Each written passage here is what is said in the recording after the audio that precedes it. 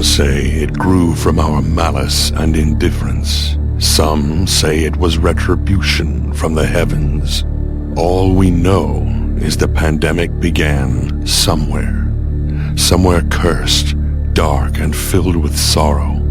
Future generations will wonder how it all started. We will tell them the infection began with PodcastZERO.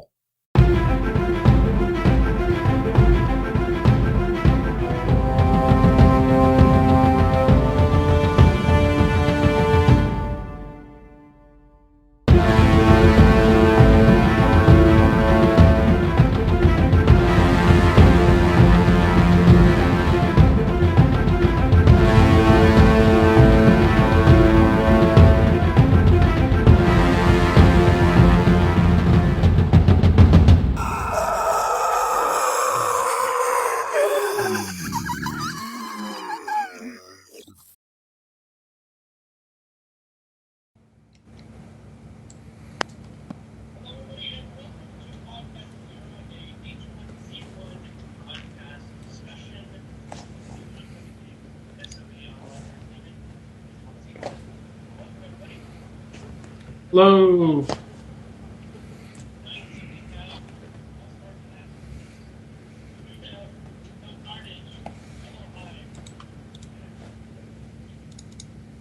Oh, my.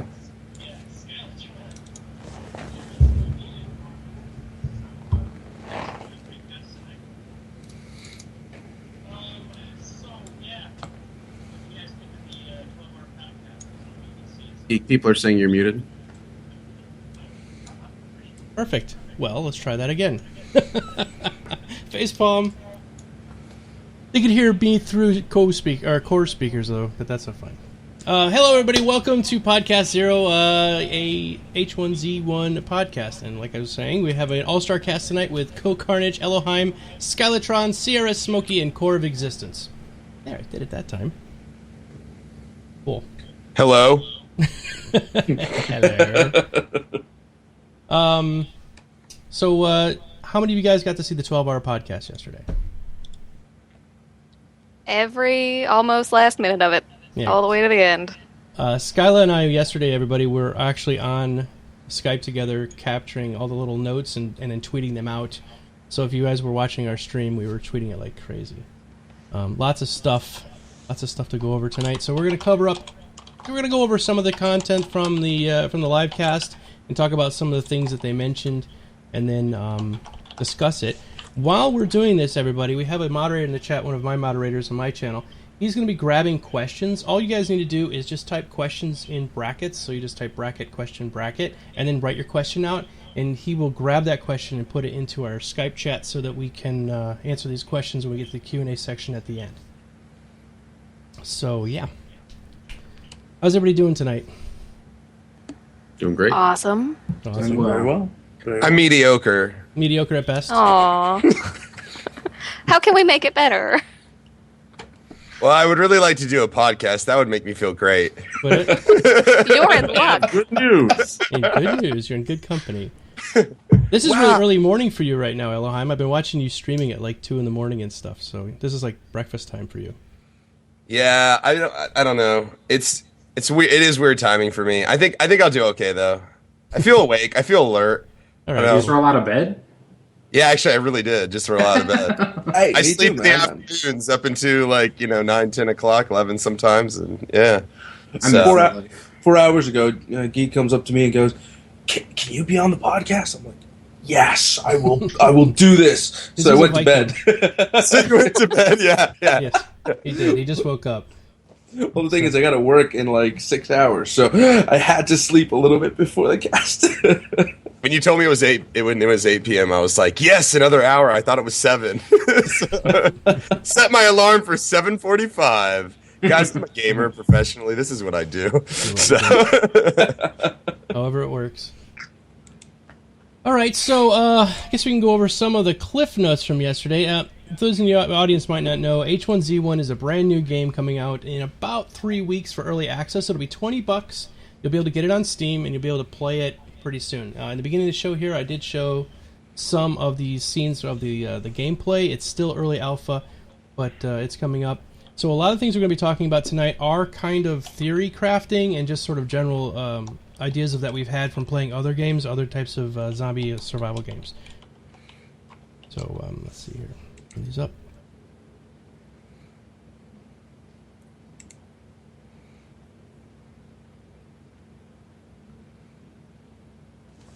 All right, so some of the things they talked about on the live stream is that there will be a confirmed food chain.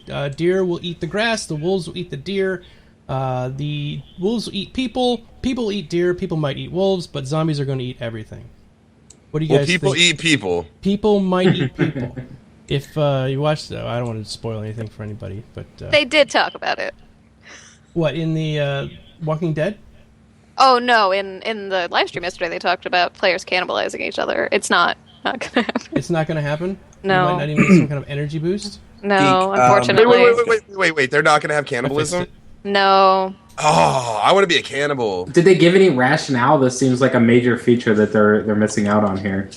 They just laughed it off. So sad. Yeah, sorry, Co. Like your fans are all upset. It's okay. Yeah, guys, I'm not running the stream tonight. I'm just an innocent bystander. Here's a question. So I don't have a Domo sale one. What's that? Okay, so a food chain thing is a great idea, but what kind of life forms? How all encompassing is the food chain here? If they're just going to have wolves, zombies, and people and deer, then this is maybe not that much of a big deal. But now, if they're going to put all sorts of animals out in the wild, maybe this could be a little more intricate. So how far did they mention anything about how rabbits? Rabbits? Okay, so rabbits are in there. Okay, rabbits sold. That's enough. Yeah, rabbits. Oh, well, rabbits, there you go. And rats. Holy hand grenades? Are there any holy? Yeah, the holy hand grenades. The rabbits. They are talking that the deer might become zombie deer and the wolves might become zombie wolves. So I would think a zombie flying rabbit, Vorpal rabbit, would totally be in the. That's what I was going to ask. Like I feel like the virus should be able to affect these animals as well. And like, I'd love to see a rabbit chasing around wolves infected and trying to chew them up, or a pack of infected rabbits going after the deer or whatever. So zombie rabbits would eat rabbits, right? They could. And zombie rabbits would Probably. eat wolves. And Won't they eat anything? Well, zombies eat Zombies anything, eat so yeah. zombies eat I don't- anything. Awesome. But zombies don't really typically go after each other. But zombies go after everything. If zombie humans go after humans, then wouldn't zombie rabbits go after rabbits? Or Oh yeah. Yeah. Maybe I misunderstood. I thought zombie rabbits after zombie rabbits. No. No, I didn't talk about rabbits after. Well, they might still go after each other, but for different reasons. Do you guys think that this is not something that like rabbits have tackled in their lifetime? Like we understand zombies to a degree, but rabbits, do they even talk about this? You think? Like rabbits? I mean, this is pretty serious stuff that really should be talked about. I'm sure they at least bring it up in casual conversation, if it's nothing like else. Watership Down, but the Walking Dead version of Watership Down. It's like human, like that's a concern for humans, but this is not something rabbits have tackled. I don't think they're not ready for this. Probably. I'm sure they've mentioned it once or twice around the water cooler. I mean, Yeah, I don't know. But the whole premise of what you were talking about, though, Elo, is kind of interesting because in this game, you know, if there were a limited amount of creatures and things and interactions, it would eventually get pretty stale. But the way that this is supposed to work is what they want to eat is just one of many different things. They're using a new AI system that kind of, you can kind of think of it like a complicated kind of web diagram that kind of traces different directions, depending on different levels of want and need to that unit. Yeah. So their attraction for food is just like one component of the whole kind of thing. So it would, you know, eventually kind of, if they were all just focusing on eating, it'd probably get pretty stale. But since there's so many different things they can do, that even a limited amount of things may still be, you know, relatively unique when you approach them, you know, and they're doing different things in their lives and that kind of thing. But granted, that being said, if there are only like 5 things, you know, that would be an issue. Well, is there anything other than rabbits? Did they go over a list of that? That's a good question. They did not, but I think they talked didn't. about rats, maybe, and rabbits. So it's probably small animal, vermin, that kind of thing, maybe groundhogs, something along those lines. I'm hoping for flighted and like birds. Yeah. I watched a very small interview where they mentioned a whole array of animals, but they're going to be rolling them out one by one. So even if they start with, you know, maybe 10 animals at first, you know, 10 links in the food chain, they can always just add links left and right until they just expand that chain. Now, the next question I have is there like a point where... Sorry, I'm hearing a little bit of an echo. Yeah, who's that coming I don't know. for? I don't know. But is there a point where something isn't completely infected and something could eat something else and then gain the virus, thinking it is an okay meal or a safe meal? I haven't heard Kind of of that like a yet. super, yeah. That's my next question. Because when you think about a food chain, I try to think about, well, why are we having such an intricate food chain system? Maybe there's possibilities if you're starving to eat something, but you don't know if that creature or whatever is infected in a certain way. It could hurt you in the long run, or be a risk, or there's some kind of risk involved. I don't know. I'm just asking questions. No, So that's I didn't fine. watch the 12-hour. DayZ has that, right? Not necessarily where you get infected from a zombie infection, but if you eat some piece of fruit, you seem like you're okay, and then it's like a bad taste enters your mouth, and all of a It sudden can actually kill you. Yeah. It does kill. Yeah. I've died from it. It can, yeah. Those damn rotten kiwis. Yeah. Well, no, that is kind of interesting. Like, what if you kill something that's been infected, and then, I mean, I can't remember. Now, by the way, just to kind of throw this out there, and I think Ella's probably in the same boat. We, this podcast we're kind of going over today was 12 hours. Yes. So, I mean, we've gotten like snippets of it, but there's certainly probably things that we missed. So just if me or anyone says anything, please feel free to correct us, Joe or Skyla, the people that watch 12 hours. But one of the things I was kind of interested about is eating meat. I'm assuming, I remember there were campfires that could open up. I'm assuming you can cook food and eat it. What can you get meat from zombies? Can we get infected? Did they go over any, like, is there any connection between, like, do we need to worry about being bitten in this game? Like, is that, I know this is kind of a tangent, but did they go over any of that stuff? There is permadeath. So if you die from a zombie, your character can come back as a zombie and walk around as a zombie. Now you'll have a new character, of course. You have to buy the game again.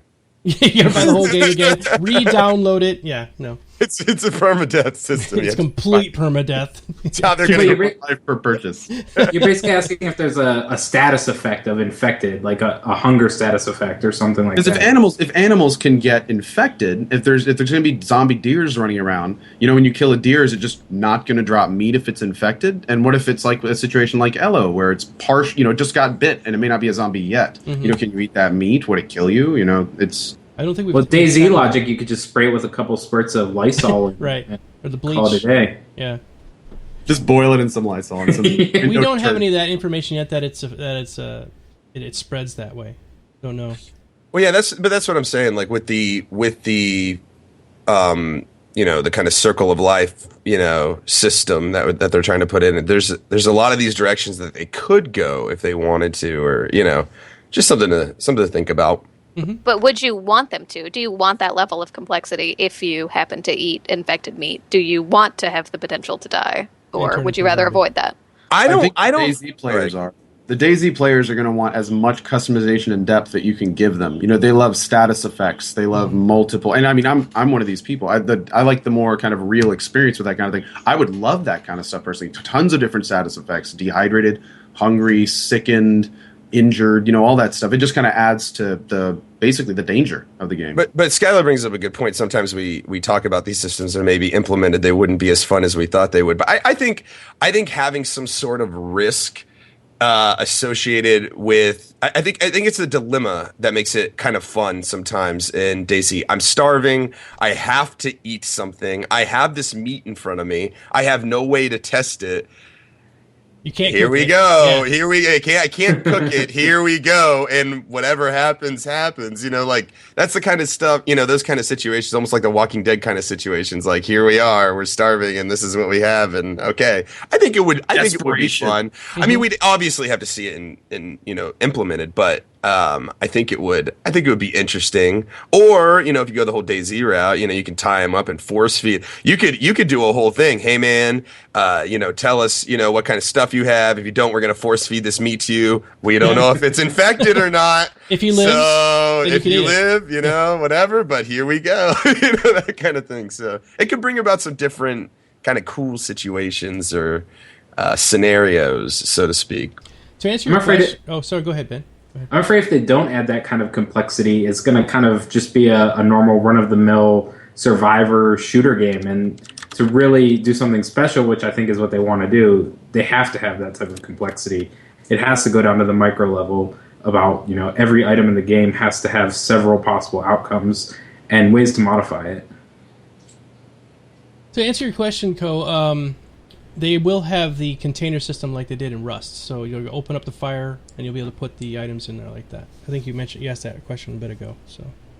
Yeah, absolutely. That's cool. That system worked well in Rust, to be frank, as long as hackers weren't breaking through your walls and stealing all your stuff. But It was great before that.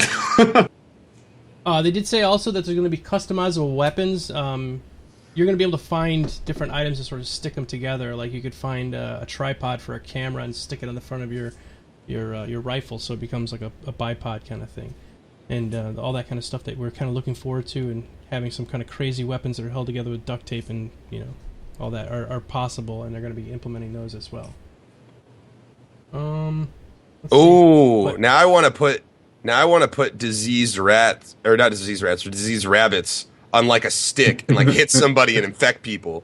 That's what I want to do now. Like duct tape one of these rabbits like to the top of a stick, run around, and just run around and smack people and be like infected, and just run off and let them live their lives. See if they can find some kind of cure. Dude, Bunny had mallets, just like yeah, man, it'd be hilarious. Oh, you're not like having to get past the barricade. You're just sticking your rabbit, trying to hit wherever you can. Look up there, you're throwing at him, just like throwing these bunny shirt zombie heads. Just yeah, we won't have grenades, but we're going to start throwing animal heads at each other. Yeah, that's perfect. Exactly. Did you say bunny shurikens? It's like shurikens dipped in like zombie matter. Yeah. Rabbit zombie matter and then tossed at people. It's like, gosh. So that's the cool part, because you get into some really crazy role playing with that, because there's like no reason you can't be a completely insane person living out in the wilderness somewhere, like in your underwear throwing rabbit heads at people. I would start a whole tribe of people that do nothing but run around beating people to a pulp with a rabbit duct taped to the end of a pole. That's what in my underwear. That's what it would be. That'd be killer. This isn't Rust. This is HMC. Welcome to the Vikings. They did confirm that you will not be nude in this game, though. Somebody I asked, was just gonna say that. Yeah. Will you? That was horrible. I can't believe that somebody thought that was a good idea in Rust. Just saying. I think it's great. There's no immersion game for that. Period. I mean, all the ding dongs running around, Co. Yeah, it was horrible. I want realism. Yeah. I'm only upset that they all had the same piece. Right. I want to see a variety. That's the real deal. Character customization needs a slider. Respawn until you get your own size. Is that what you were talking about? Yeah. Where's my character customization with sliders? Yeah. I want a Schmeckle slider. Your character status in the game depends on how long or short you randomly drop with how big your piece is. All right, we're really getting off on. We always go off on tangents. This is the whole point of our show: is like be completely vapid and go off on tangents. It's fine. They also talked about something called Quick Tree. So kind of a cool thing. Basically, they go open up the map. Oh, map. Map is right now 8 kilometers by 8 kilometers square. It's what's pretty in relation to DayZ? About twice as big as Chenerus, or what's that one map? Chenerus. Chenerus. I can't. I'm not really good with Russian. And Did you say 8 cam by 8 cam? 8K by 8KM. Yep. Isn't that quite small compared to Chenerus? Is it? I thought it was. I thought Chenerus was like 4K by like 5K or something. It's like an odd size. I could be wrong. It's been a while since I played. But anyway, this Quick Tree, basically they can load the map up and they can paint where the trees are going to go, and then trees are just going to spawn there, because like we were talking about earlier, the trees in this game you'll be able to chop down. The tree stumps will stay where the tree fell down for days, and the tree will lay on the ground there, so you'll be able to tell where other players have been through and whether or not they've been gathering wood. And also trees will have falling damage. So, and when they come back, they just spawn back in the places where they painted it. So that's how that works. That falling damage thing seems kind of interesting. I can't imagine any situation where they would be like, okay, we're thinking of ways a player can have a good time. Let's make it so trees can kill them, and that way, just in case they put a lot of work into their permadeath character, they can say they were killed by a tree. By a tree. Hey, it's a survival, It just seems you're out kind there in of the woods taking a tree down with a machete. It's a little trolly. It's a legitimate. Great. You're sitting there, cooking your food at your bonfire. Dude up the hill chops a tree down. It rolls down. You look to your right, and you're dead after you spent 3 days in that character. Mm-hmm.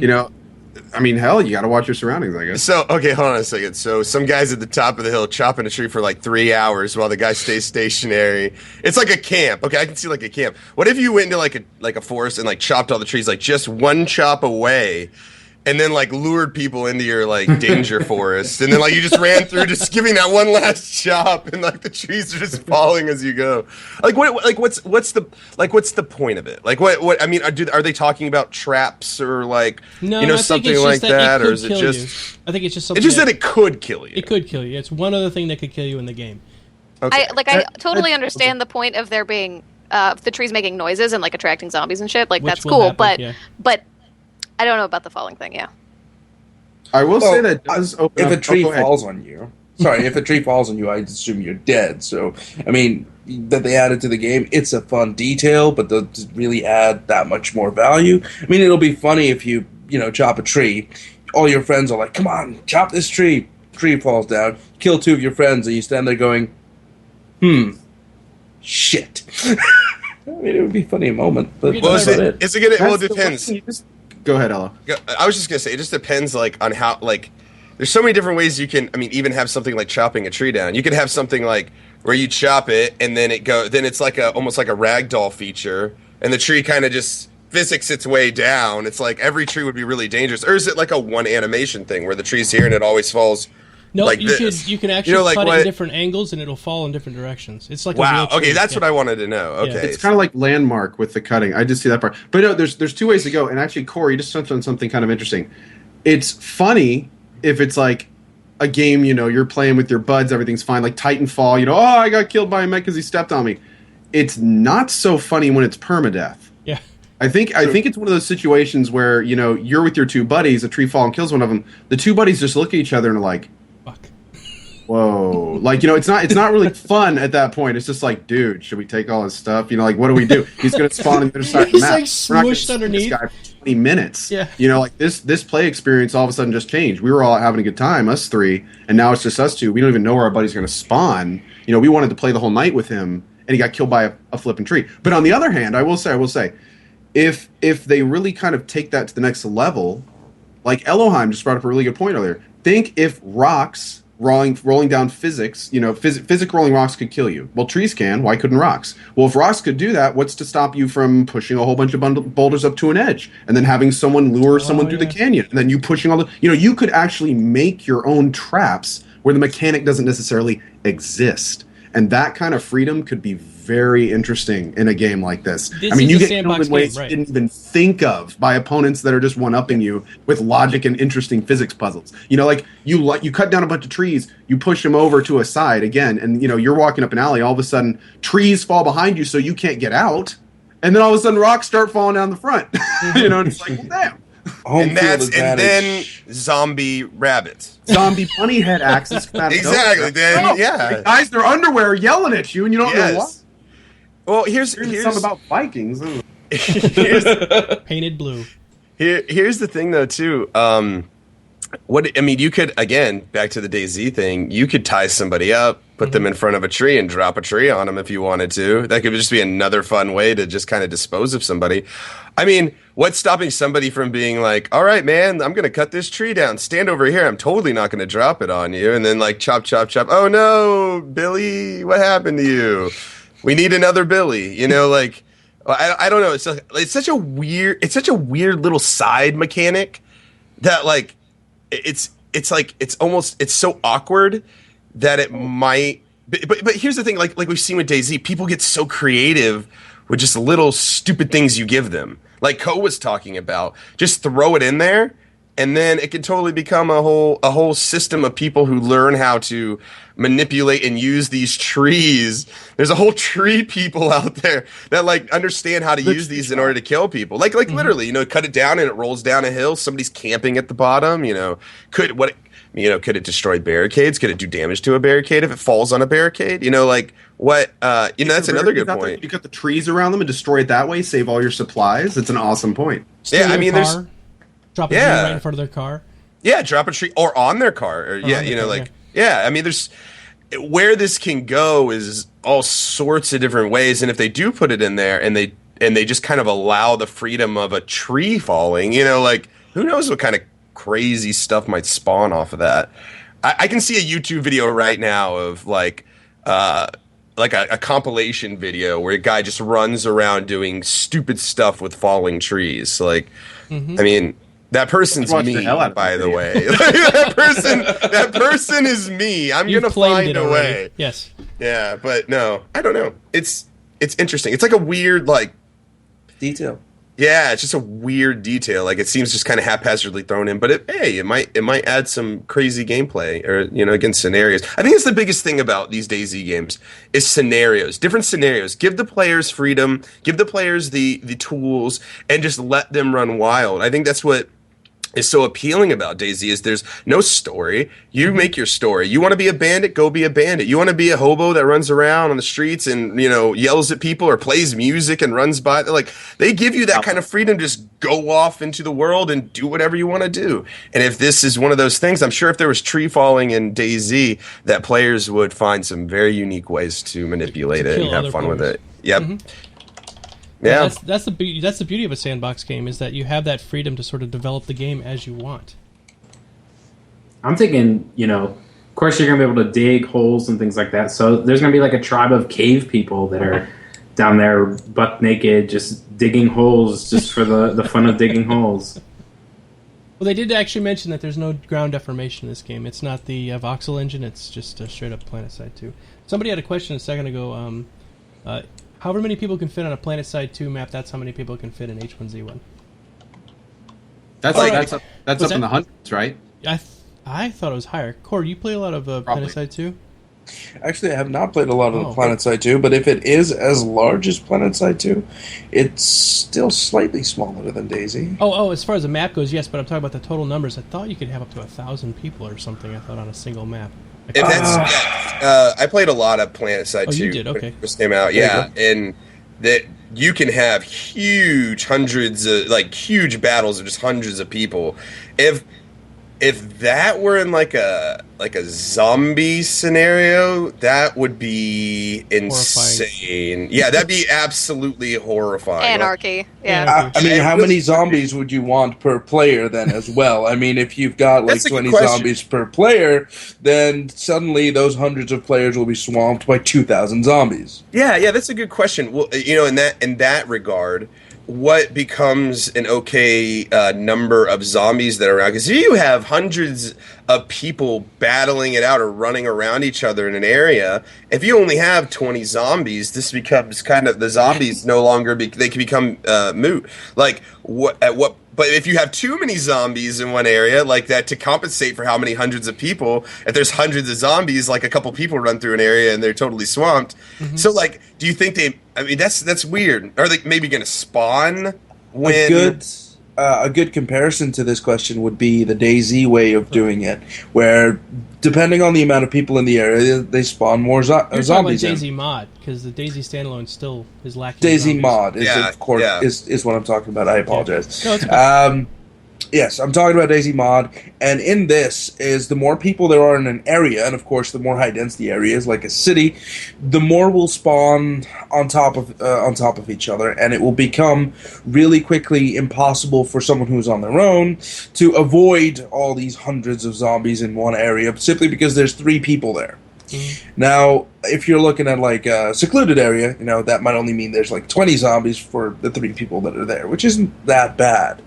However, the issue comes a little bit further down the line in the engine, where if we realize that a very unoptimized system like the Arma 2 engine can't even handle more than 1,000 zombies on a server, combined with all the loot systems and all the other things involved, how is the netcode going to run for, say, 2,000 zombies on H1Z1? If that is true. It does bring up some good points. I know they didn't talk numbers, but they did talk heat mapping last night. Yes. So about the more players are in an area, the amount of zombies that would spawn at that point. They do have a system in place for that, but they didn't talk numbers specifically. So I'd be interested to see if there's like 100 people in an area, if they're going to spawn less or more zombies, how they're going to handle that. Go ahead. Sorry. Go ahead. Well, I was just going to say, at what point do barricades not even become a thing?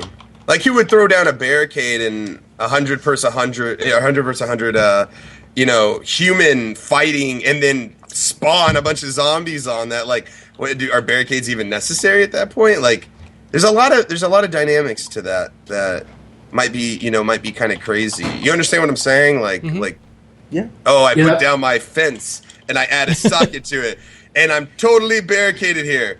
Oh, just a swarm of 100 humans come over it. Okay, well, that lasted all of 2 seconds. And now I'm dead. Yeah. That was one of the bad parts about the DayZ mod, was that you could tell if there were even players in a town because you just look there. Any zombies? No. Okay, so no one's actually there to kill. There's probably no loot. It's already been looted, etc.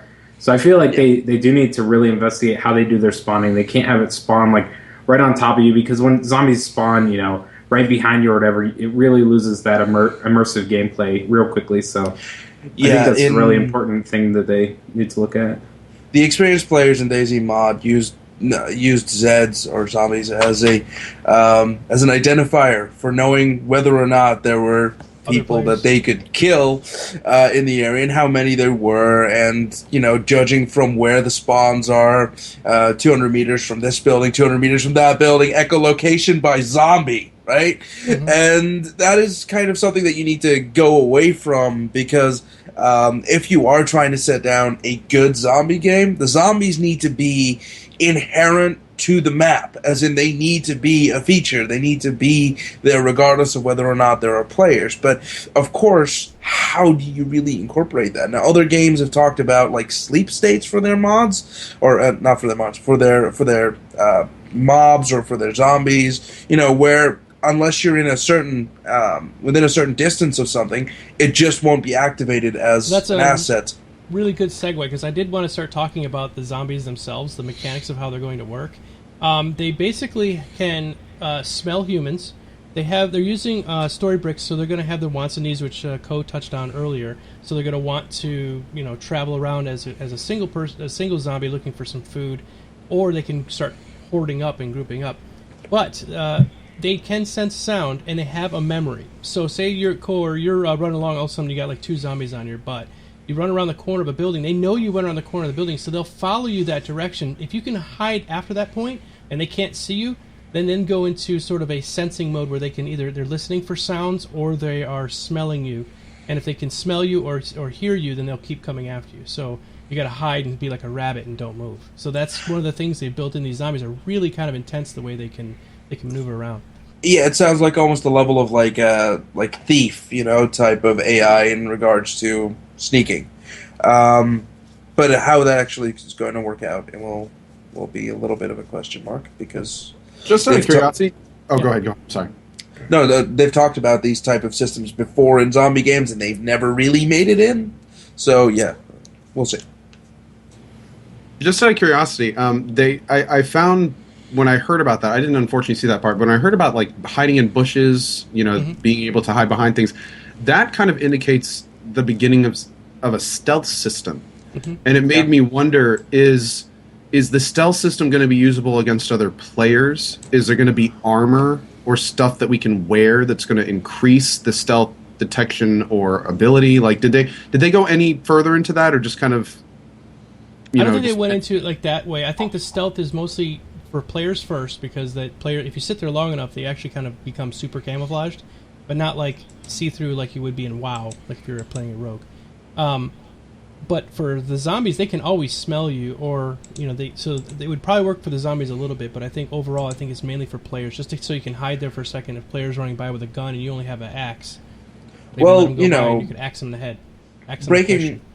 Breaking line of sight has always been a thing, but I mean, you can't. It's difficult, because when another player has something working against them so that they can't see you because of a system that's in place, and now you're basically a bush. I mean, are we talking? Are you wearing that bush? Are you a ghillie suit, or do you just turn magically into a bush because you broke line of sight with that player? I mean, sorry. From now on, can we say small tree? Can we just agree on that as a podcast? Okay, small tree. A very small tree. A shrubbery. A large. A shrubbery. We might require a shrubbery. A nice one. Just cover your entire base in bushes or shrubberies so that you're always hidden. Like, that's it. Rule number 1. Don't ever use the word bush. Would appreciate that, man, I don't. There's just so many ways they can do it. I don't know. It's hard to speculate on such a system. I assume they're going to be having like weather effects, correct? Mm-hmm. Yep. If they showed the rain yesterday. Yep. Yeah, if it's raining, probably zombies are going to have a harder time sensing you, smelling you. Of course, that's built in. Yeah. And when Okay. it rains, everything gets wet. You know, it's not like in other games where it rains and it's sort of like, you know, just sort of an effect. This is like things get slick. It's gonna be harder to go up and down hills, that kind of thing they talked about. So if I'm raining and I go near a bush, Yes. would you say that it's Slippery when wet, maybe? I'm sorry. I couldn't tell. I walked right into that bush. It was terrible. Sorry, it was the progression of the chat. I'm a child. I'm sorry. Nope, nope, nope, nope, nope. Nope. That's interesting. I don't know. I like the idea of like how I like how I keep going back to DayZ, but I have more Yes, rest it's a because I great played a one. lot of Yeah. DayZ. Mhm. I like the idea of certain clothing, you know, making you more visible or not, but not having actual mechanics that, you know, like I'm in stealth mode, you know, like you know, like you crouch, you wear camo, you're going to be harder to see. You know, it's that whole thing. Like, you know, you can have the big, you know, mountain bike backpack that's like orange, you know, that you can carry more in, but you're more visible. Right. So you might want to go with something. You know, I like that kind of system a lot more than, you know, oh, I'm sneak mode. You know, like the last thing I want is like a thief type situation or anything. There's no way that they do like an actual like thief mode or anything like that. I think it's exactly how you think it's going to be. And you know, if you wear dark clothes at night, you're going to be harder to see. But if you wear a, you know, hunting vest that's bright orange, you're going to be really easy to see. Yeah, they did show about 5 or 6 different backpacks yesterday, all different colors, like orange and pink and green. They were all the same backpack, just in different colors, like kids' backpacks for school. All right, so I did want to bring up another topic, and this is not from the cast itself. It kind of was something that popped up that I was like, holy crap, and we have about 10 more minutes we can go in this, then we can start the Q&A session. But I wanted to get your guys' opinion on this because it's sort of like just flipped my mind when I saw it. Let's see, turn off topic 1 here. Kill on sight. So one of the guys on the stream yesterday came on. He was just one of the viewers that walked in, and he was handed the mic, and they said to him, hey, ask your question. He's like, I have to ask a question. Do you have any way that you will make it to where people will not be able to kill on sight in this game? Because I don't want to go into one of these games and be killed on sight by a player that, you know, just shooting me just because he wants to shoot me. And that sort of struck me as odd. It's almost like saying I don't want to do quests in World of Warcraft, or I don't, you know, it's sort of like struck me as weird. What do you guys think about? That's the wrong game for you, buddy. That's what I was thinking too. But Exactly. I'm Yeah. expecting the same thing in Counter-Strike. Mm-hmm. Yeah, that's kind of the point. It's a PvP game with zombies at the end of the day. Right. It's not like now. Oh, go ahead, Skylar. No, go ahead. It's fine. I was going to say it's different. Well, you know, I say that, but at the same time, you know, we had that problem in Rust, and you could argue that Rust is at the time when we played it was a zombie game, but at the same time, a lot of players would come in and immediately go, okay, I want to go chop down that tree, I want to go harvest resources, I want to build a little base, I don't want to fight. And in fact, it got to the point in Rust where we made a non-PvP area that we said straight up, if anyone kills in this area, you're kicked off the server. Wow. So I know it seems kind of off the bat like that's kind of a weird question, but when just like we were talking about earlier, when Elo kind of brought this really good point up about how they're giving us all these tools to do things that may not necessarily be already in the game, you know, a lot of those goals don't involve killing other players. So if you're going to actually put the sandbox there, you have to be willing to understand that players are going to make their own goals that are sandbox as well. Mm-hmm. I might go a little deeper. Oh, sorry. Go ahead. What was it? I'm done. Go ahead. I think it's typical of gamers today. I'm going to rant a little bit right now, but I think it's typical of the mentality of gamers today that They don't want to be killed right away. They want to be given things real quickly. They want to have the best sword in the game and only play for an hour. That like me now generation kind of thing that is kind of spawned in video games, which I absolutely hate. There are so few games out there that are actually hard, actually difficult these days, because there's this thing that I want to jump into a game and I don't want any challenges, like I don't want this to be challenging in any way because I might get frustrated, and the thing is that a lot of people think that that's what they want, and some people may totally love that kind of gameplay and everything, but I find that the best games out there are the games where you have extreme adversity and then you overcome it. So nobody likes to be spawn camped, okay? So I can understand, spawning and then somebody shoots you, and spawning and somebody shoots you. That's no fun.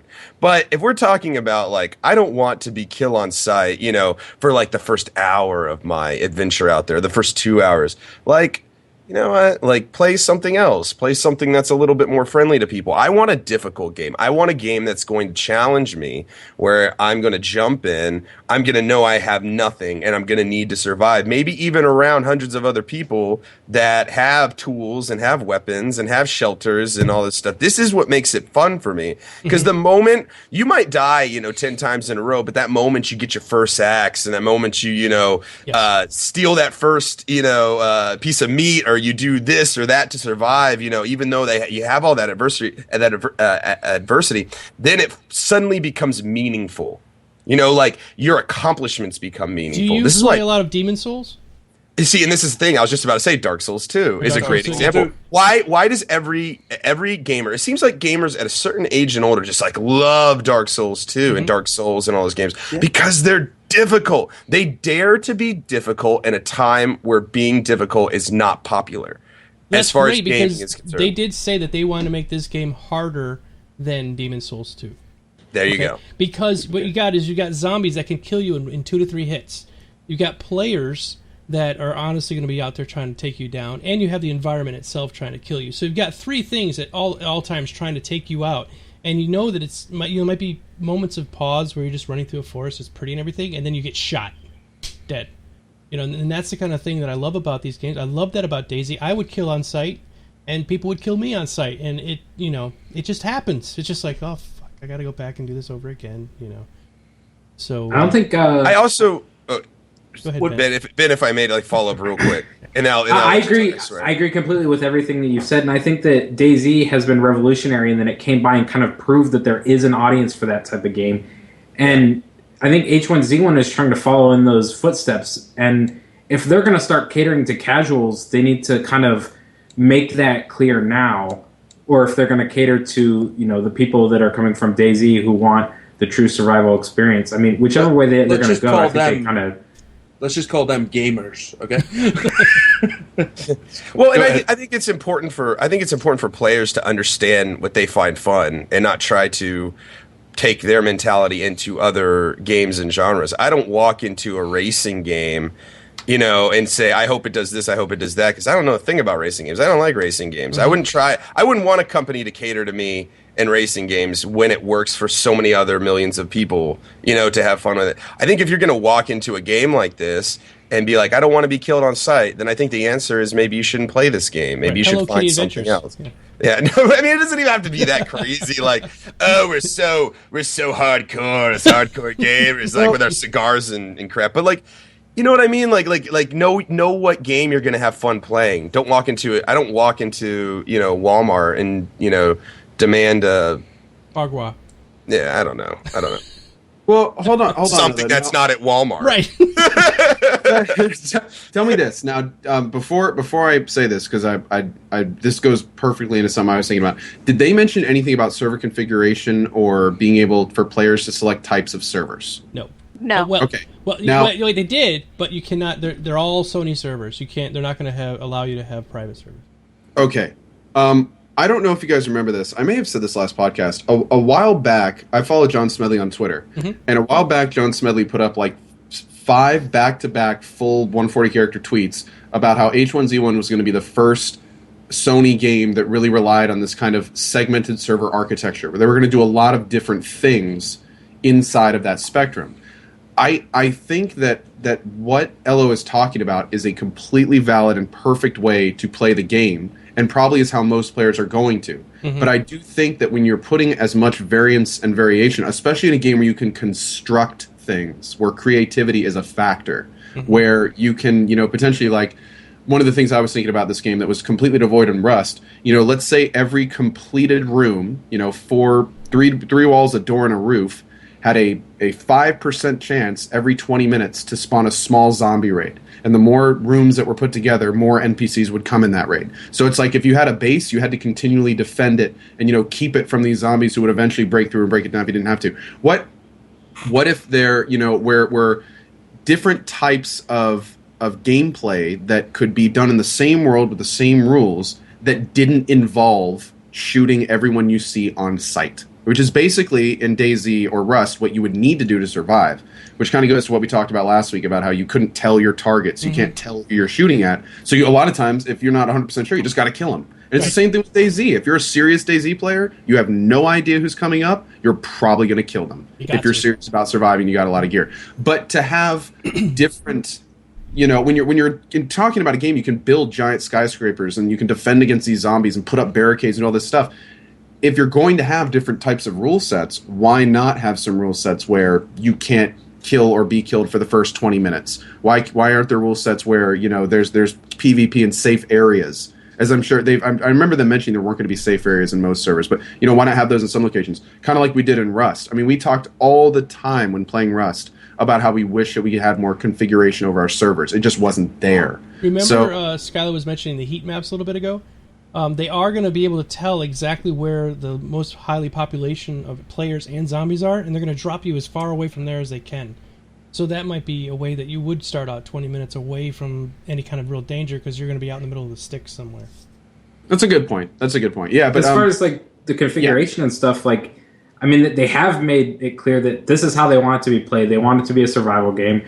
I mean, why should, if this is the direction that they want to take the game, why should people be able to say, you can't do this because I want to play it this way? I mean, it's an open sandbox. Anyone should be able to do anything that they want. And if that's kill on sight, that's kill on sight. And I mean, that's just the way it should be. But so if they came out with a different server types, okay, let's say a friendly server type, and those server types existed, but so did yours, do you think it would affect your gameplay at all? For those to exist in their own realm? Because you would never jump on them. You would never play them. Your gaming experience would be would be exactly what you want, and the people joining your server would be exactly the kind of people that you would want to play with. Would it hurt you, or would it make your experience any different knowing that there was another server out there where people would be invulnerable for 20 minutes? From a game designer perspective, why would you not want to cater your product to the most varied audience when it's so easy to do so? Especially in a situation when you're using an engine that's already established, you can do all this from the get-go. It doesn't affect you. Basically, you get players what they want, and they get to choose where to be. And they don't have a bad experience. Players get a better gameplay experience with a more focused set of objectives. I'm going to play devil's advocate here for a second. I think the main reason that they're doing that is because they want this game to go down as being the most hardcore game that's ever been played. I think they want to beat the Demon Souls or Dark Souls or whatever. I said it wrong earlier, but they want to do that and break that up. I think they want to be like, we're the best, we're the most powerful. Yeah, go ahead. They want to be the most hardcore game out there with a permadeath system. I'm thinking that's what they're shooting. Sounds wonderful. Ben's like, oh yeah. Since they are going to have. Go ahead, Skylar. Since they are going to have voting. For server rules and that sort of thing, for implementing new servers, I guess if enough people want that, then that's true too. Right?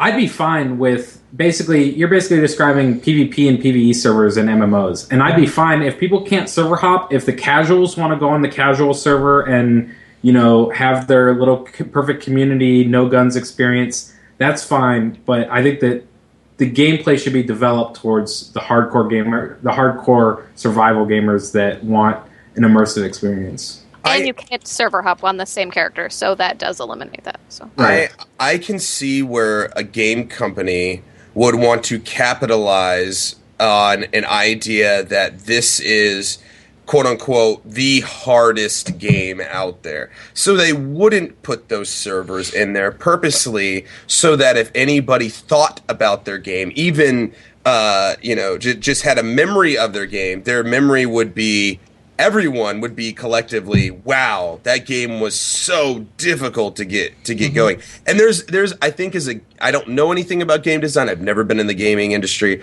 never anything like that. But there seems like, to me, it would make sense that there is an appeal to having your audience consider your game to be one of the most hardcore survival games out there.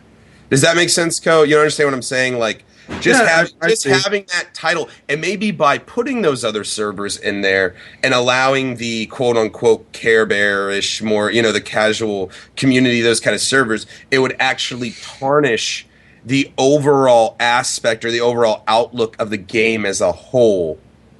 Does that make sense? I sort of see the point there, but at the same time, it's like if you look at it from a product being created and you're trying to make the most people happy, what are you going to do? Jack the zombie damage up so it's 50% more than other games, then call your game the hardest? I mean, it takes a lot more than just how many times you get hit and how much damage you do versus zombies to become a game like that. I think it's not really feasible, really through any amount of settings that's really going to get that title. You know what I mean? You can say it until you're blue in the face, but if it gets to a point where players aren't saying it's difficult and they're going, this game is cheap. A zombie ran up behind me, he's faster than me, two at me, and I was dead, and I would play that character for 4 hours. So I see where they're going with that, and I know that they would want to push that, but to me, I still think that I think options are always good in a situation like that. But I definitely, if you're really trying to push that, I can kind of say... Okay, let me put it this way. Would Dark Souls and Dark Souls 2 and Demon Souls have the same reputation if they allowed players an option to play through the game that was much more casual? Easy mode. Well, you could always disconnect your Ethernet cable. But but what I'm saying, do you understand what I'm saying? Would Dark Souls have the kind of reputation and the kind of popularity it has if they would have added a purposeful option to go through the game on a much easier mode? Not just easier hard, not just like it's difficulty levels. Yeah, it might be just another run-of-the-mill RPG. It wouldn't stand out like it does now. Dark Souls is a very unique experience. It doesn't really have a lot of competitors. And I do think that a lot of people think that Dark Souls is very, very difficult because a lot of times it's very cheap. The camera doesn't work all the time. You get hit into a corner and stuff like that. It's a lot of the difficulty with Dark Souls, even though it's there, and I understand that without it you would lose a little bit of that shine. I think that it's kind of a unique thing to compare to a game that already has competitors, already has similar titles out, already has a lot that's, there's already DayZ, there's already Rust. H1Z1, is kind of trying to fit in the middle and then call itself the hardest. And I understand where they're trying to go with that, but I just think that it would probably be in their benefit not to go that way and instead cater to the people that are trying to find a medium they're not finding already in the genre. But that's all. I see what you guys are talking about. I have no. But here I'm going to pose the question again. Do you think Dark Souls 2 would be as popular if it had a separate Care Bear mode? I mean, you have no idea, but I'm just asking your opinion. I don't think Dark Souls 2 would be nearly as kind of held up if it had more difficulty. But I do not think it's something that could be compared to H1Z1 and the other shooters. But I agree with you, but I don't agree that it fits the situation perfectly because there's so much. There's not other Souls. There's not other games like Dark Souls. When you say Dark Souls, you don't go, oh Zelda or oh something. There's not a lot of RPGs that are that popular that are like very kind of in tune with what it's doing. So, but when you talk about H1Z1, immediately think, oh, DayZ. You think, oh, Rust. You think of these games that are already there and already offering the player lots of options. So you're going, okay, is this game going to kind of take that to the next level, or is it going to try to specialize, which it's doing now? And again, I see why they're doing it. But again, it's just an opinion on this. I'm not trying to argue I'm correct. It's just kind of, that's how. No, you're out of control. Everybody grab your rabbit sticks. Instead of flinging them at Co. No, I totally know. I'm a game designer, so I'm thinking about this like in terms of how can we reach the most people and make the product successful, not how we can make a niche happy. How can we make it so the whole venture is something that the most people enjoy? Yeah, but see, I'm not focusing on the actual game itself. I'm just focusing on the type of release or the type of game model that it's presenting. Does that make sense? The marketing. Yeah. Well, again, So you have an ultra hard mode in a game. You have you've got like your hardcore modes on Battlefield and Counter Strike, exactly and they're what kind I'm of talking famous about. for that. But that's what I'm talking about, though, is that Dark Souls 2 doesn't really have that. It doesn't have what makes Dark Souls 2 unique from other games, even though it may be a game in its own universe. Kind of, there's not really a lot of games, which I totally respect that opinion. The thing that what makes Dark Souls 2, I think, is because it doesn't have that easy, hard, super hard, hardcore, kind of thing here. This does have New Game Plus up to 30. Oh yeah, of course it has that, but everything starts. But Everything you starts. have to. You still have to work through that, and the very first playthrough is always going to be extremely difficult, especially for new players to that type of game. And it was the imperfections that made Dark Souls, and it was the way that Dark Souls was presented to the public was, here you have it, warts and all, enjoy it or not. And that was kind of the way that they threw it out there. Yeah. Real quick about Dark Souls. Yeah. To kind of support what you're saying, Elo, I'm on the press list, and I got an email from Dark Souls, and the first line, and this is their marketing, this is from their PR people. Hi Ben, are you ready for more grueling punishments? That's the first line of the entire email. That's what defines that game from top to bottom, and if you don't have that component, it's nothing like it is today. All right, but, we should probably stop talking about the game that is famous for being difficult. I mean, that's okay. I think it's time for our break. We're going to take a 5-minute break, and then we will come back and pick up with our Q&A session. So we'll see you guys back in about 5 minutes, and we'll be right back, everybody. I'm going to go ahead and start the video.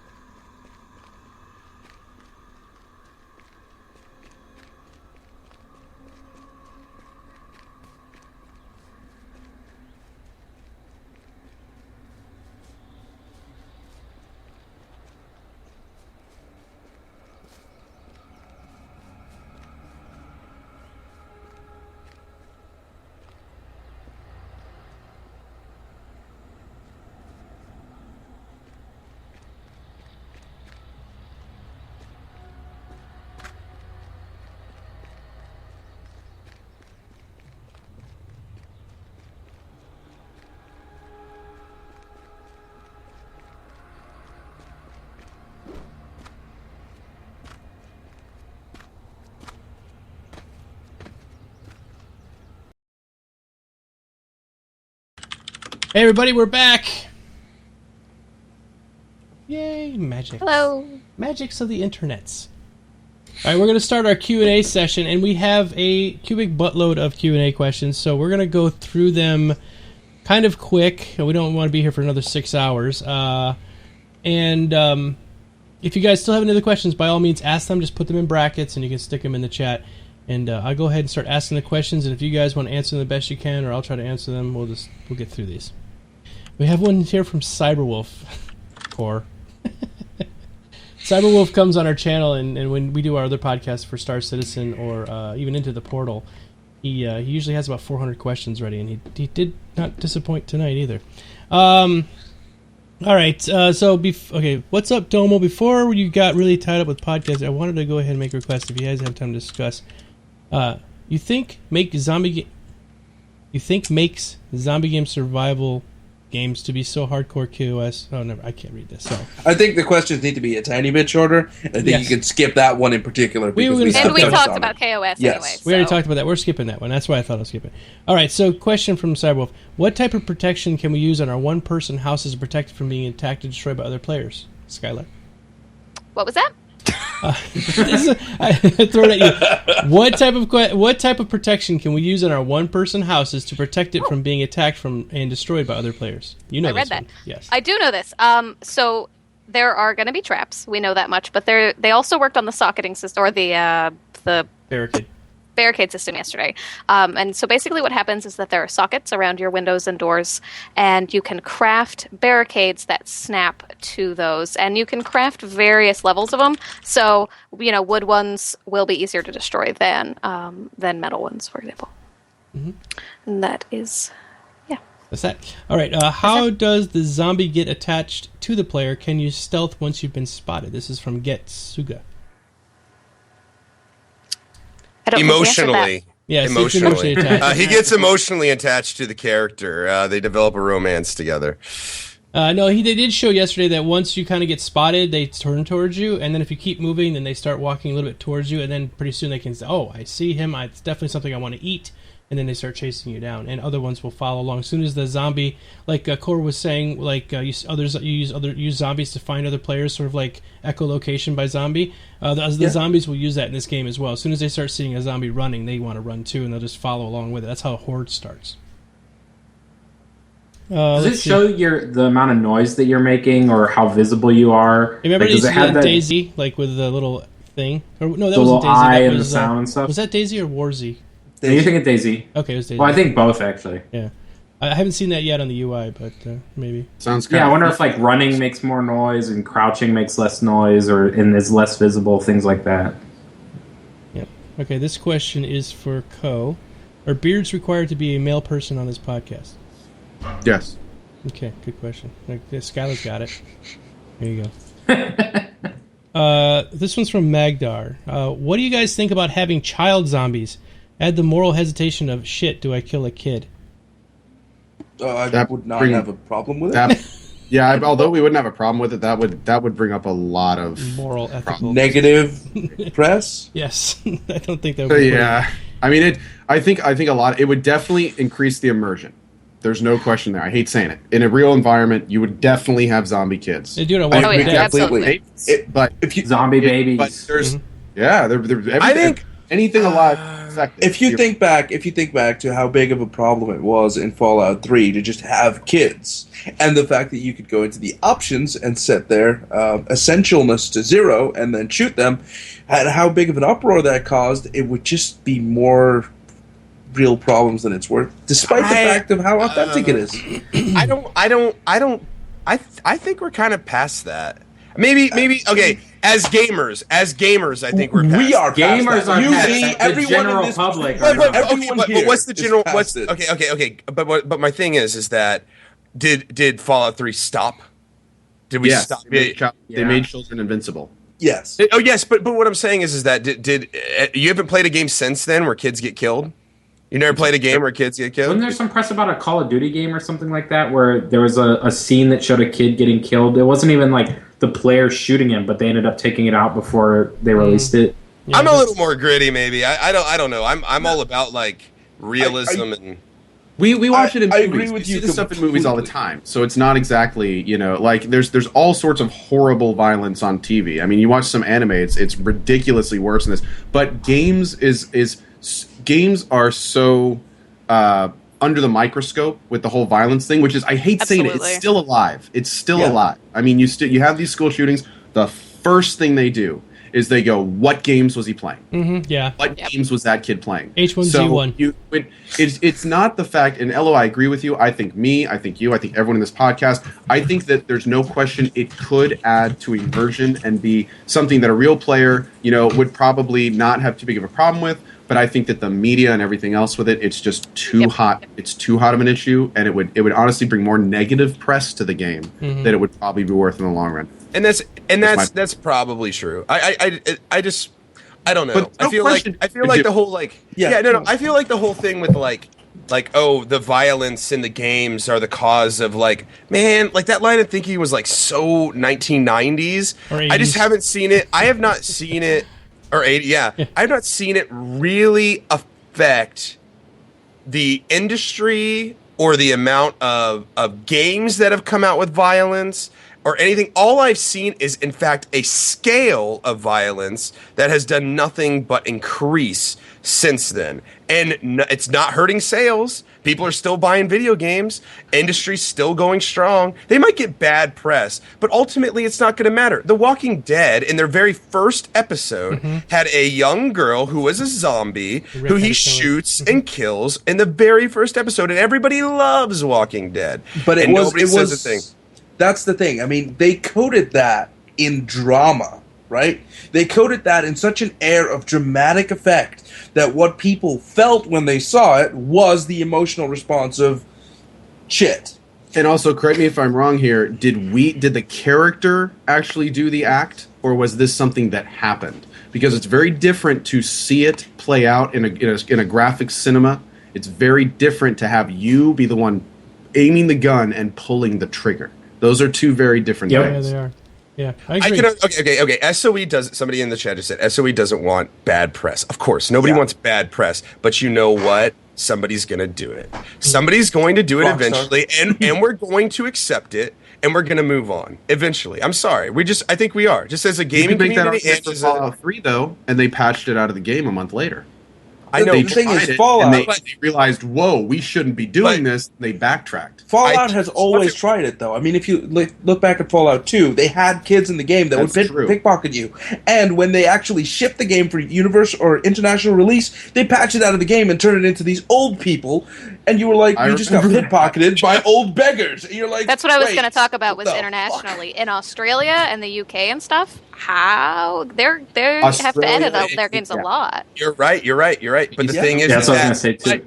But I think, I really truly think, as time goes on and people get less sensitive about some issues, and also as kind of the older generation sort of, not in a mean way, but kind of dies out, I think that we stand to see a rise. We have seen a continual rise in violence. Grand Theft Auto 5, was that possible? 10 years ago? No. Really? Honestly? No. But it's possible now, and why? Because we're becoming desensitized. Because we're going. Are you pushing for eventually games to reach ultra violence? Are you saying that the boundaries should just be lax? God of War is too ultra violent. What I'm saying, kids for the game, House of a Thousand Corpses. Killing babies in 2020. Come on, guys. Yes, now with babies. I want those babies dead. What I'm talking about is the flexibility of context. Yeah. Talking about, we're not just running around in a game where we're just running around shooting kids for no reason. Oh, Postal Service, something like that. Okay. What I'm talking about is a game that has context. There's a context to this universe that would allow and make sense for kids who are zombies. And that my point is that as games progress, we're going to get to a point that we're going to mature both as people and as gamers, where we can accept that in this universe, there may be a zombie kid and we may be able to kill it. And that's not necessarily a bad thing because it's part of the immersion and it makes sense. We're not here to... So your argument is eventually we're going to get to a point where we can just design the game exactly how it would be in real life, and we wouldn't have to worry about all that BS kind of clouding it up with stuff that we don't have to worry about, which I kind of agree with. Sure. I see where you're coming from with that. It would be nice for them to not have to worry about that kind of stuff and just be able to develop the game they want to develop as real as they possibly could. I'm sure that if we go too far with that, like where the game becomes so real that it becomes really close to reality, we're going to have some issues with people who aren't, fully there in mental faculty that might see reality and games start to blur the line. But we're nowhere near that yet. So let's be happy about that. Real quick, but there was actually a game this year that allowed you to kill baby zombies. What was that? South Park. Oh, and they did it by making them fetuses. Yes, that's right. Zombies. Look at Just make them that's a Nazis damn and it good point. solves all the problems. It's a damn good Thank you so much, man. I was sitting here thinking of the game. I'm like, there was a game that came out just recently that was really we messed. played it. It was good. I do want to say though that South Park intentional that's not the only thing in that game that should never other games couldn't do. But Crawling through the that anal was cavity. That whole game was surprisingly horrific every other scene. Trying to do that. Context. We as a race, as a people who enjoy entertainment, South Park can get away with stuff like that. They always push the envelope.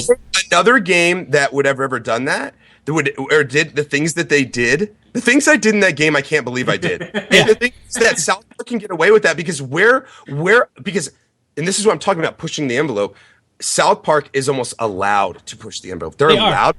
And so they take it, and people are not happy about it. There are people who aren't happy. There's always going to be people who aren't happy about it. But the thing is that I can look over the last 20 years of gaming, and I can say there has been one thing that has been concrete about gaming, and is that progressively over the years, things have gotten more realistic. They've gotten more violent. They've gotten more immersive. They've gotten more contextually, even sometimes not, just ultra violence is a thing that we're kind of stepping towards. And it doesn't, I don't think that it would matter how much bad press that comes with it, because you know what? South Park is looking for Game of the Year right now. They're making a sequel, is a huge hit. Mm-hmm. And on top of that, there's just no way, there's just too much money in the game industry right now for people to really turn against it in such a way. It's crazy. And LPC Elmo has a good point. I don't think zombie kids in a zombie universe is really that far fetched. I don't think that's really the farthest we've gone. When I used Mr. Slave and went up his ass. Yes. So real quick. Okay. I was just say he's got a good point. And I think this kind of helps your argument a little bit, Co. South Park aims to offend. H1Z1 does not want to offend its audience. That's exactly what I was going to say. Just like earlier, we were talking about how it would be kind of folly for the game to include easier modes if it wants that title of being hardcore for the hardcore. It's not going for the let's offend everyone we can as much as we can. That's bringing in an entire different level to their advertising. But I will say, at this point, I think the argument is kind of moot. I totally agree with Ella where he's coming from. I see what he's saying about, and I agree that honestly, in any situation, as a designer, you want to make the immersion as real as possible. Mm-hmm. There's never a situation when you want to say, I don't want to make this experience the absolute best I can for the gamer. And in a situation we were talking about an outbreak in a real world situation in a real world town, it's odd that it's only adults that are infected. It's odd. You're sitting there going, this is not how it would be. Right. This isn't how it would be. Done. End of story. So there's no question that given the context, in a world where none of that would matter, as long as you were responsible with it, which is important. I mean, you have to keep, the aim proper and that kind of thing. That would increase the immersion of the game. You can't. There's no argument besides that. And I see where he's coming from with that. But at the same time, in today's world with the current rules, I think it would be silly. I agree completely. We as gamers, we prefer the immersion over the event. The negative fallout of the press. Unfortunately, companies still have to deal with that. So and that's the issue. Well, you guys. How did they handle killing the little sisters? Didn't you have to kill them when you're killing the big daddy? You had to kill the little girl too. You did. You had the option. I don't remember anything. To kill all of them. Mm-hmm. Yep. I don't remember any super negative thing about it. I mean, if they portray them as evil enough, it doesn't necessarily have to be a Nazi, but just evil enough. I think that people are kind of okay with that. And I think, and in the game, they weren't even bad. They were actually neutral. You got to save them or kill them. So in essence, they were just small children. That's actually a really good point, Ben. I didn't actually think about that. But I don't think people thought of them as small children anymore. There was a point where, I mean, considering how long they've been alive, they're not really small children anymore due to the atom. You could So you make the save same them argument in with the zombies? But Yes. why didn't the media? Does the media really know? Why does the media cut a line at this little zombie girl with a big daddy? And to me, if I was looking from the outside, I'd say that's a zombie kid. Like, that's a zombie kid. That's what I would say. You can kill the zombie kid in this game. Yeah, but the media Wait, this doesn't game do- is 20 years after the infection, right? Mm-hmm. So there's a chance that child was infected Has grown 20 up. years ago, and it's just a 20-year-old zombie in a Do zombies body. age? Do Do zombies zombies age? age? I think a 20-year-old zombie would look pretty much like muscles on bone with maggots coming out of every pore. But this That's- game takes place 20 years after the infection began, so with that Well, said, I there's think- a chance that these zombies are from the beginning, some of them at least. I think, I think the thinking would be that the people would continually be being infected. The population would be kind of being worked through at that point. Because just like I just watched some anime recently that was really weird and talked about this guy who turned his girl that he knew into a zombie, and then it was all about her being a zombie and stuff. It was really crazy. It was like a 12-episode anime. I don't remember. Someone in the chat will probably remember. But it was really interesting because it brought up all these questions about zombies you never normally think about. Like, okay, so when a person becomes a zombie, at that point, they're no longer alive, so they're rotting at that point. They've got a time limit before they're gone, materially, because things biodegrade, and nothing in that virus is going to prevent that. Right. So, it's kind of interesting to think if it's 20 years after, like how that would kind of affect the world, and that's a good point. Last of Us, dealt with a lot of children and that kind of children dying and being around harsh situations and stuff like that. Like, I think at this point we can all agree that I'm right and you guys are wrong, and Fair so we enough. can probably Let's move on. Yeah, let's get moving on here. All right. Here's a question from the Warlords07. What do you think of the building system compared to DayZ Mod's way of building and how they will maintain raids with servers with hundreds of people? If you guys might not have seen, basically you can attach onto a building by building like barricades around like the doors and stuff, or you can build your own out in the woods somewhere by chopping down trees and sort of building your own kind of log cabin out in the woods. So I guess he's asking. Yes, go ahead. See, now, I am insanely interested to see this system. I was how there's mega builders in Minecraft. I was a mega builder in Rust. I liked to build gigantic apartment complexes for my entire community to live in. At one point, I've got a video on YouTube. I think at one point we made one that was 10 stories high, 35 units deep, just these massive structures. And the first thing when I heard H1Z1 about its building system that I thought of is, okay, I want to know every single detail about this possible. Like, for instance, it's a really big deal in Rust. Like, if you build it out of certain materials, you can't damage it without certain weapons. And those weapons you can damage it with are an extremely short supply. They did talk about you can't shoot through a door or a barricade that you build. You have to use an axe or a hatchet. They did mention that yesterday. Okay, they also mentioned, I remember, that there's different materials. So how do those different materials influence, say, is the axe going to be able to cut everything? Is there going to be something that the axe can't cut through, like concrete or I hope it can't cut metal, but they didn't say. That's what I'm hoping too. But at that point, Maybe a okay, blowtorch. yeah, that would be a very interesting weapon to have in a game like this. But at that point, okay, are there going to be different types of metal? Can you reinforce the metal? How much would you have to do before an explosive weapon would work? Are those even going to be an option? This kind of thing. So it's and again, the building system in Rust was very basic. Are we going to see a much more complex building system in Rust? You put down a metal foundation. Congratulations, you're building a metal house. But, are we ever going to see something where you can start combining materials and using what you can? And, just that always bothered everyone that I talked to in Rust is the fact that you build a wood house, it's a wood house. Why couldn't you put metal walls on a wood house? It doesn't make any sense. You can still hold it up. I mean, if it's a one-story thing, that completely was a deal breaker for a lot of people. It was kind of silly. So how are they going to do that? How extensive is it going to be? How big can these structures get? Are there going to be limits? Like these design decisions are going to be just extremely important to people like me, frankly, that are really looking at this game. Listen, for those of you who don't know, Ko, when he gets in a game like this, it's like art. The dude he has you really do have like a real eye for design and stuff. Like when you get into a game, like you get in Landmark, you're making like airships.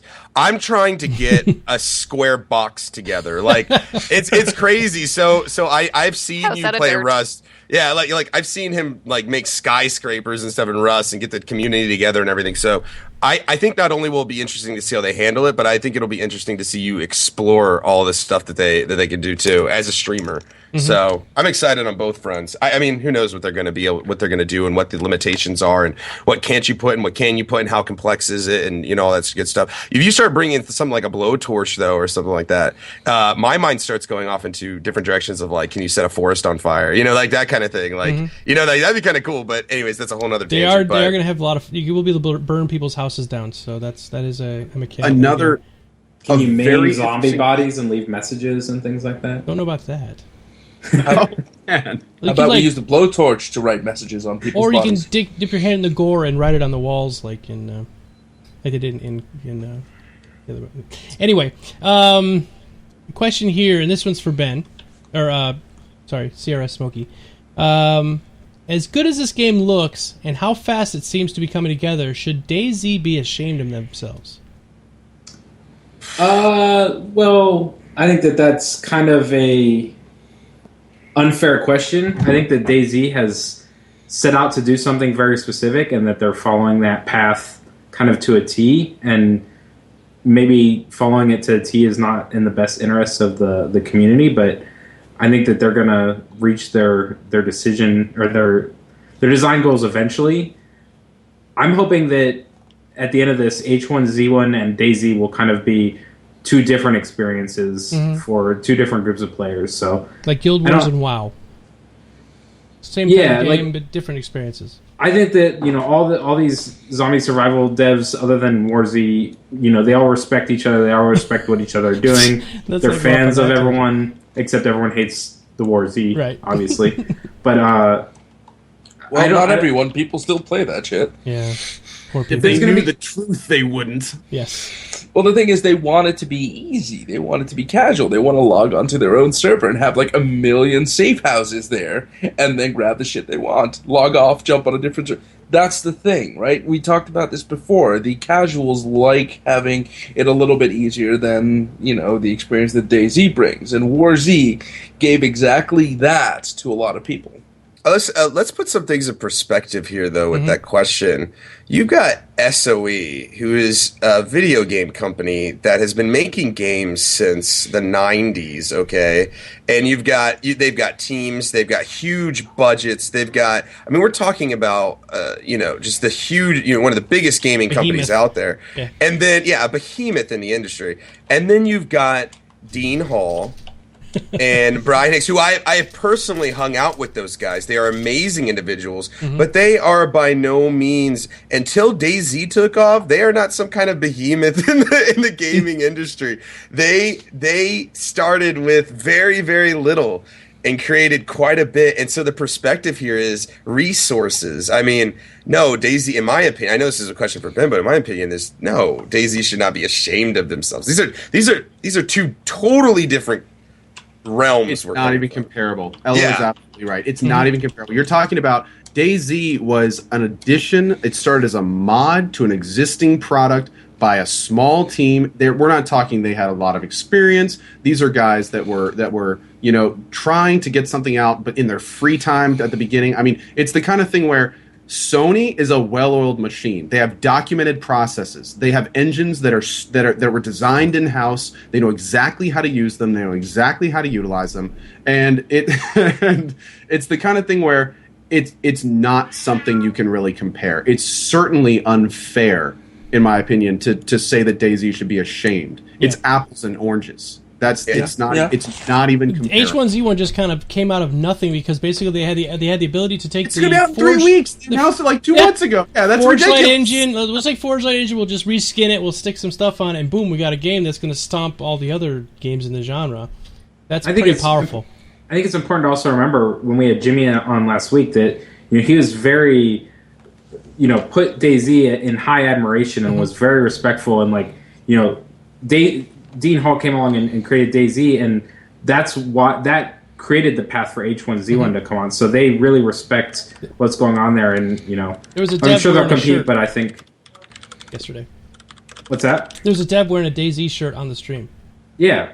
That's awesome. Yeah. There's a lot of these games, specifically to the survival genre, that just would not have ever seen the light of day if it wasn't for the DayZ mod. The War Z, unfortunately.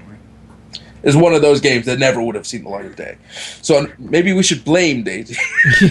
I just wanted to add an asterisk, that statement, we shouldn't be too happy about DayZ because it brought the War Z. Oh, I didn't mean it like that. I was just saying... No, I know. This is a question that came up yesterday during the stream, and Skylar, do you want to answer this one maybe, if you remember it? Will you be able to alter the gamma in-game because night is worthless? Because then night is worthless. That's Wait, like to create Hulk people? No. Yeah. Now I was like, what? Pretty sure that's exactly what they meant. Yeah. Actually, I don't remember the answer to that. I don't remember them giving an answer to it at all. Yeah, basically what they're asking is, like in DayZ, you could crank the gamma all the way up, and so you could run around at night, and it was like no problem. Yeah. I don't know if any of you guys have had an old LCD. I mean, sometimes it's not really an option. I mean, you have to turn the gamma up if you want it to be viewable. If they took away gamma options, they would be leaving some people in the cold. Now, that being said, they can go the Rust way with it, where the gamma is alpha to the actual game's graphics. So if you start jacking up the gamma, it actually starts contrasting the game. Oh. So all of a sudden, it's becoming harder to see if you raise the gamma at night. And you have to go into your different section. You have to actually exit the game and raise your gamma from your NVIDIA panel if you want the gamma to actually go up. So, I mean, there's a medium there that they can do that's not necessarily like, hey, turn the gamma up and no more night. You know what I mean? There's things they can do to get around that and still have it be viable for people who have That's actually a really good question, though, because I remember in DayZ there was a patch for a while where people with specific video cards, I don't know if it was brand specific or if it was a model specific, but they were able to set their gamma to a way that they could pretty much see perfectly at night, where the other people were basically in pitch black. So I do think that that's something that should be raised, and we should, find out how they're going to handle that situation, because that's potentially game breaking. Mm-hmm. Good point. All right, so another question. This is for all of us, so we can go across the board here, and I'll answer this one, okay? Will anyone on the stream play H1Z1 for more than 1 month total? So, Ko, you want to answer first? It completely depends on the game. Mm-hmm. It 100% depends on the game. If it's the kind of thing where, we don't find any... For instance, the thing that really stopped us in Rust was the fact that we couldn't identify people. People loved the game, but at the end of the day, it got to a point where we had 60 people in the game. We couldn't identify targets far off, and it got ridiculous. It got absolutely ridiculous. If there's things like that in it, then we'll probably play it. Well, see, here's the thing, though. H1Z1's in an interesting position, and I'll make this quick. They're kind of doing a rolling development with extreme community feedback. Mm-hmm. So it's not like a game where it's like, okay, here it is, you like it or you don't, and if you don't like it, go play something else. Yep. There's gonna be it's kind of like Landmark is right now. There's constant patches, constant update. Landmark right now is nothing like Landmark is going to be in 6 months. Right. They're going to go from mining everything on the surface, no real digging potential, to having an entire vertical digging system with underground biomes and all this other crazy stuff. It's going to completely change the game. So when H1Z1 comes out in 3 weeks, am I going to play that for a month? Maybe. Am I going to return to it in a month when they add some awesome new system? Maybe. It's the kind of thing where it all depends on the status of the game, how much time they put into developing the mechanics, and if there's nothing in there that, in my case, because my channel is really based around the community, if there's a lot of factors in it that make it extremely hard for community play, then probably less time than more time. But again, we'll revisit it as this feedback is given to them and as they change the product. And if I can follow up on that, there's more to it than just that. Even on the surface, there's that. Then take into account that we're streamers, and we have to take into account, first of all, we're having fun playing. Mm-hmm. That's the most important thing. Second, what the audience wants us to play. If we get a negative response from an audience, that will lead us away from some games. We might love the hell out of a game, but you know what? If the audience isn't into it, they're not feeling it, we may not play it. Depends on what other games are out. What else is going on. It's hard to commit and say, oh yeah, for sure, I'm definitely going to play this game for a month without having touched it. Right. The thing is, that is what Co covered, but like on a much deeper scale, there's a whole strategy and a whole way of going about streaming games that are really dependent on a lot of factors that you really don't deal with. You don't do it in the now, you deal with it in the present. Mm-hmm. So I could flip it on, and my crowd could really love it. It could be really successful. I could have a lot of fun with it. I could go on to play the game for 5-6 months. Right. But I could flip it on, hate it, or love it, and my crowd hate it, or I hate it and my crowd loves it, or another game comes out that I like more. Mm-hmm. There's so many different dimensions when it comes to streaming a game that it really makes it hard for us to go, oh, absolutely, I'm going to play this for a month. Like any game, not just this game, any game at all. Mm-hmm. So it's a very difficult question. I know that it's frustrating for people when they see streamers get into a game, they invest in a game, and they jump into it. And ESO, we were very good with we wanted to play ESO. We jumped into ESO. People bought ESO to play with us, and then a week or two later, we're out of ESO. I did not like ESO as a whole. I loved the PvP, but I didn't like the game. I couldn't keep playing. I said, "I'm sorry, guys. I'm not having fun. Sorry." And that makes people upset. So they want to know a concrete yes or no. Are we going to be playing this? And it's just an impossible question. It's an impossible question. There's too many factors, The good point is that it's free to play. So if you guys do get your community to jump in, it's not like they had to spend the $150 like other games. Well, it'll be free to play after the 3 week because we're all gonna, let's face it, we're all gonna play $20 to play. Yes, I am. Yeah. But no, it's interesting because just like Ella said, and it's the kind of thing, honestly, and this is one of the reasons I'm really kind of hoping that Sony kind of pays attention to streamers and what they get out of the game, because having a active and vibrant Twitch community, that really moves games in ways that a lot of mediums just don't do these days. It's one thing to watch a commercial of a bunch of predetermined gameplay. It's another thing to watch a person that has thousands of people watching them having fun. Mm-hmm. I can't tell you how many times I've seen people, and Ella, I've seen the same thing in your channel. And in most big streamers, if the person's having a great time, you just see people in chat, hey, I wasn't going to buy this game, but you're having a great time, so I just picked it up. I just got it, yeah. Me and Ella between us have made by ArcAge in the last 2 weeks. Mm-hmm. If we made Try-Ons thousands of dollars just because we're having such a great time in it. So it's the kind of thing where if it comes out in 3 weeks with a follow-up patch, and when it releases, I have no idea who I'm shooting, it's horrible, and then all of a sudden in a week they patch in this little item that I can craft and I can give it to my buddy, and if he flicks that item on, his name shows up in my HUD wherever I am. Mm-hmm. And all of a sudden we're making a conveyor belt, and we're gathering supplies so we can build these little items and give them out to our crew so we all know who we are. And all of a sudden it's this big community experience because one decision was made. You know what I mean? So it's the kind of thing where, just like Ella said, one decision like that can make or break a streaming experience. Do you remember in Boston we met Tiana at the SME party? Yeah. Yes. I talked with her about this. I said, what could we do? We want to do something with the streamer. And she said, well, why don't you guys all come up with an item that we can give out to the streamers as a giveaway item just for streamers to use in H1Z1. So they're open to that kind of thing. And maybe we all should sit down and talk later on and figure out something like a cool item, like a hat or something that sets it apart. That like, okay, this comes just from streamers. A stick with a bunny. Yes. That's item done. Yeah, that's it. When you flick it, it's like a shuriken. The head comes off and it flies, and the rabbit ears stick in your chest. So, all right, Skylar, what do you think? What's your plans on playing this game?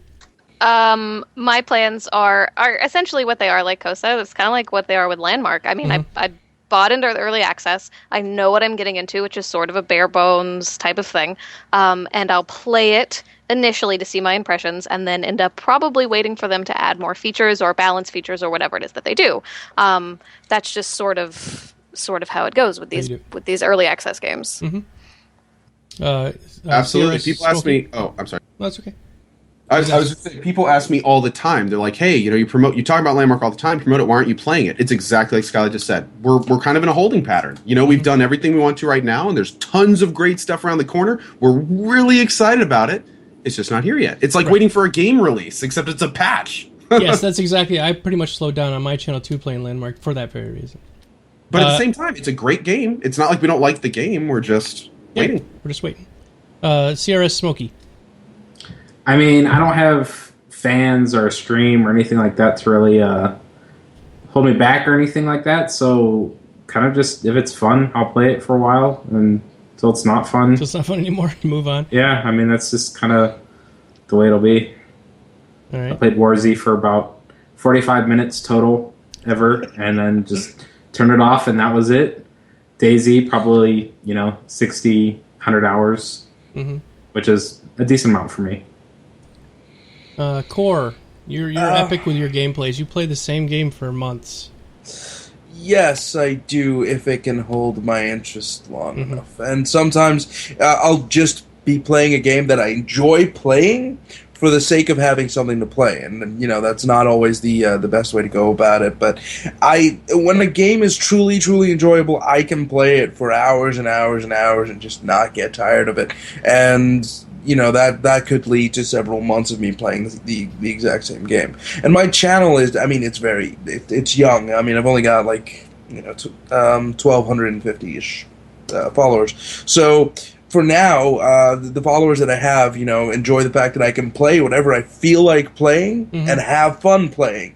So that kind of, to me means that it's very important that I play what I enjoy playing, because when I have the motivation to play, when people see me having fun, it's a lot more enjoyable than me sitting there going, "Yeah, I'm playing this game for you guys. Yeah. I'm not really it here has to be enjoyable." Yeah. And yeah, go ahead. Sorry. Go ahead, please. And that, really makes it for me, like, if I truly don't feel like playing a game, that kind of means that I might just have to skip an evening, because there are times when there's just no game that is truly, truly appealing, and that's because, tomorrow might mean a new game comes out, or, a day before something else will have come out that just didn't do it, because you were figuring, hey, I'm going to play this for the entire week, and it's just come out, and then you play it for like 5 minutes, and you're like, This is total nothingness, and that it is a little bit demoralizing. But I'm sure as I become a more experienced streamer, I will kind of be able to push through that. But I don't know how the experiences are from Ko and Hello. Yeah, we don't know what the hell we're doing. Well, no, but I will say, me and Elohim have had this discussion many times about having fun while you're streaming. And how, especially the regular people to your stream, know if you're having fun or if you're playing a game because you think you have to play it. Right. I mean, there were times at the end of ESO when I was doing PvP, no one was listening to me. I was trying to lead Zergs, I was hurting cats, and I seriously, people were in the channel going, dude, Ko, what's up? And I remember specifically seeing someone say, "Hey, Ko, I'll come back when you're in a better mood." Yeah. And it was seriously eye-opening to me. I was like, well, damn. Okay. So I didn't even realize at that point that I was kind of almost forcing myself to play this. Yes. And I had to have a viewer actually see it. And it's sometimes they can tell before you do if you're even having a good time or not. Yeah. And it's kind of like you need to be cognizant of this kind of stuff, because it's very important. As a streamer, people don't come to us to watch us have a bad time, unless it's something like Dark Souls, which again is its own category, and that's expected. But in a normal situation, when you're supposed to be having fun, if you're not doing it, it's kind of like something's wrong. And it's kind of like you're kind of looking at it like, I've seen it in a few other streams ever since I kind of noticed that sometimes I do it, and it really is different. It kind of is it's a completely different experience. Yep. Yeah, there's been complete streams that I've just dropped right off the bat and said, "Guys, I'm not having fun. I'm turning off the stream." It was it was a real good time, and I'll be back tomorrow. Once, what was it? It was a game that had just came out. Thief. That was it. Yeah. You were playing Thief. You died on a mission, and you just went, "You know what? I'm not having fun anymore. File, quit. I'm going to play something else." And I remember sitting there being like, "This is crazy. Like, what is he? Wait a second.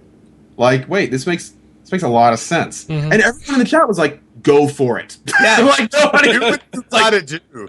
Yeah, because it's funny that he says that because you don't realize it. Sometimes you don't realize you're sitting there playing something. You're just like, oh my god, I'm not having fun. Whenever that realization comes to me, I go, all right, guys, I'll see you tomorrow. Like I'm done with this game. See ya. Like it can be just like that. So it's kind of crazy, but that's a whole nother. All right, well, let me I'll finish up the rest of this question, and then I think we'll wrap it up because we're at our 2-hour mark here. But the way I do it is, I did this with DayZ, is I will play a game for 30 days. I'll give a game a 30-day try. If I'll play it for a couple of days at first just to see if it's one of those ones I'm like, screw that. But if it is something I really enjoy, like I did it for DayZ, I did it for Landmark, 30 days of a particular game, and then I will, like you were saying, Ko, I will turn it off, and then I'll leave it alone for 6 months, and then I'll come back. So then I'll give it a chance. And I'm supposed to be hitting DayZ back in August, so we'll see if in August that it kind of came to fruition, if it ever fixed its problems. And if it didn't, then we'll just play a couple of episodes and that'll be it. But yeah, that's kind of how I do mine. All right, so we did have a crap load of questions tonight, everybody, and of course we didn't get to them all. I apologize, but there was a ton, so we got to a few of them, and hopefully Can I interrupt you for a second? By all means, yeah. Can we just do something right now? Okay. I want everybody to hold hands. I want everybody to hold. Wait, is that the right way? Okay, I think that this is really weird. Okay, so if I go here, and then if I go down, okay, how am I gonna hold Skyla's hand? Okay, this is weird. Yeah, there we go. Yeah, that's exactly. I want to get everybody's hands together. That's what I want right now. And we're gonna sing Kumbaya. What is this? No, I just want to do it. I just want to see us do it. I've been sitting here for like. I've been sitting here for like forever and just freaking out because I can't seem to get it all together, and I don't know. I just really want to see it. Are we doing it now? We did it. I just dropped it. And if you look on Skype, we're off top. Everything is reversed. yeah, everything's reversed. On Skype, it was looking really weird. I'm sorry. I've been sitting here looking at this, and I've just been like, all I want to do is just have everyone hold everybody's hand. That's all I want. I'm sorry. I'm done. That's perfect. Okay, no, fair enough. All right, so let's go around the room, everybody, and tell everybody where they can find your stuff, your YouTube channels, your Twitter, your Twitch, your streams, all that stuff. So go ahead, Mr. Ko. Obviously, people can find you here because it's your channel tonight. Yes, I was going to say, if you're watching this, you know where to find me. Hopefully you're a follower. If you're not, cool. This is where I usually do this thing every morning at 9 a.m. EST. I'm kind of absolutely stuck in Arcade right now. I can't get out of it. Every time I try to click on other games in the morning, Arcade keeps opening. I keep playing it. But that's what I'm doing right now. I'm very much looking forward to the H1Z1 in 3 weeks. And we definitely will be playing that. I'm playing Daylight tomorrow night. That'll be interesting. Oh, we have a friend, Bod, who's in chat right now. Darren, he played that today, and it has some kind of interface with Twitch, so the Twitch stream can tell the game to do things to you, like send out a ghost or something. So yeah, and we do a thing on this channel where we change the donation sounds to obnoxiously loud screaming. Yep. And that tends to sometimes change the experience a bit. Yeah, that's exactly what I streamed last night. So it's good, huh? Oh yeah, it's really short. But it's good. It's a good ride. It was in like 2 hours. I heard you could beat it in like an hour 55. I'm kind of bummed. But I heard it's procedurally generated, so you can actually like do it again and again and again, which is kind of interesting. All right, Elohim. I wouldn't want to. Tell us about yourself, Elohim. Good to know. I'm a streamer. A lot of you guys here probably know me. I stream at www.twitch.tv/Elohim. It just got posted in the chat, which is cool. I am also stuck in Arcade right now. It's a phenomenal MMO, probably one of the best I've seen in years. And we've been having a lot of fun with that. I streamed Daylight last night. It was the first thing I streamed. I typically stream midnight now to anywhere from 10 to 12 in the morning Eastern time. So I go around the spectrum there, the 12-hour, midnight to noon kind of thing. Yeah, I streamed Daylight last night and also put the donation sounds for screaming. It was absolutely terrifying. It's way worse than Outlast. It was worse than Outlast. Yeah, it was pretty bad, but very, very, very short. But anyways, you can catch me there on my stream during those times. We have a lot of fun on my channel. We go anywhere from gameplay to silliness, comedy, whatever. So if you want to combine, check it out. You're more than welcome. Also have a Twitter and YouTube, but you can find all that stuff on the on my personal stream site. So yeah. Okay. And I would do a very big suggestion. If any of these guys are streamers, please go to their channels and check them out. They are phenomenal individuals. I know that Core streams, Skyler streams, and Co streams, and you stream too, Geek. So toss these guys a follow. If anybody from my community is here, they definitely are good people, fun to watch. I've watched all of them. I think the only person I haven't watched is Core, probably. Yep. And I think it's the only person that I haven't watched. So, but yeah, just talking to him today, he seems like a really cool guy. So just throwing that out there. Give a little head nod to my other streamers out there. Thank you, Ella. Yeah, no problem. Miss Skylatron. I am Skylatron. I also stream, and I do work for Tenton Hammer, so I stream for them as well. You can find me everywhere as Skylatron, Twitch, Twitter, all the things, or Tenton Hammer Network as well. And I mostly stream MMOs, but it just sort of depends on what my fancy is. What are you streaming right now? I just got into Arcade Alpha, so I'll be streaming that tomorrow.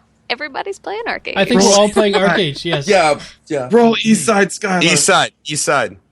Which, okay, I can't tell the difference. Is that the kitty cat Asians, or is that... Two right. It's the cat race or the one to the right of the cat race. The two left are west, the two right are I guess I got to re-roll now. I used to say that the Asians are on this side and then the humans are on this side, but then people said... Because that's what it is. It's like the Asian race and then the human race. And I was like, they're like, so Asians aren't human. I'm like... Yeah, face palm, yeah.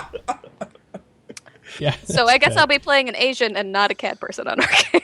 Yes, I'm not a big furry.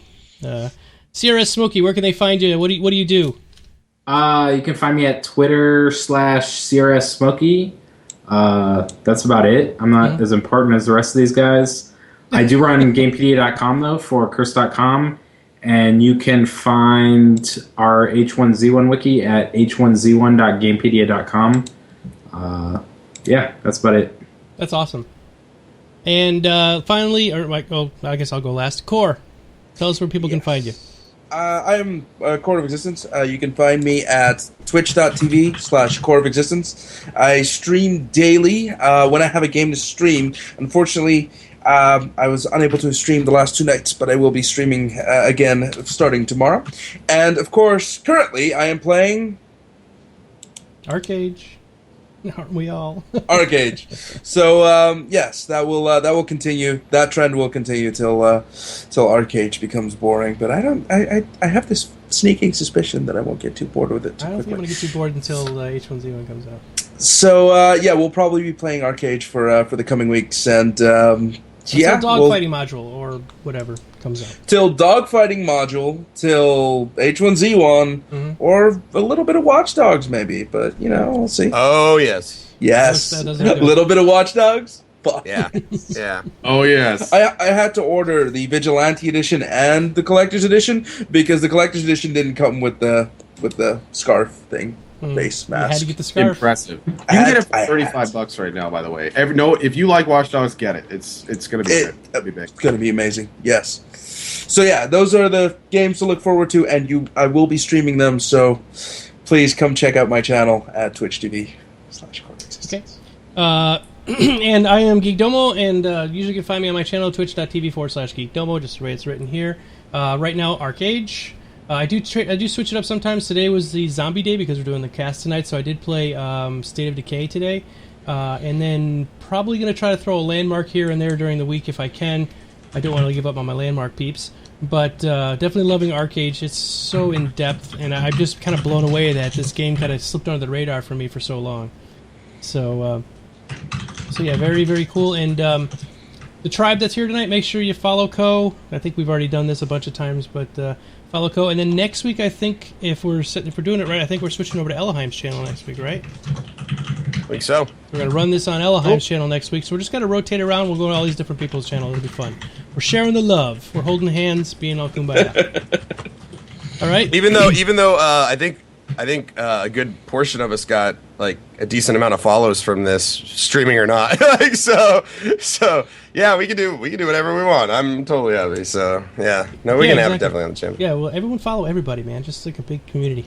It's great. Yeah, definitely. Community and of I- stalkers. 1,300 people tonight, man. What's that? Pretty fun. 1,300 people Yeah, tonight. it's good. Not bad at all.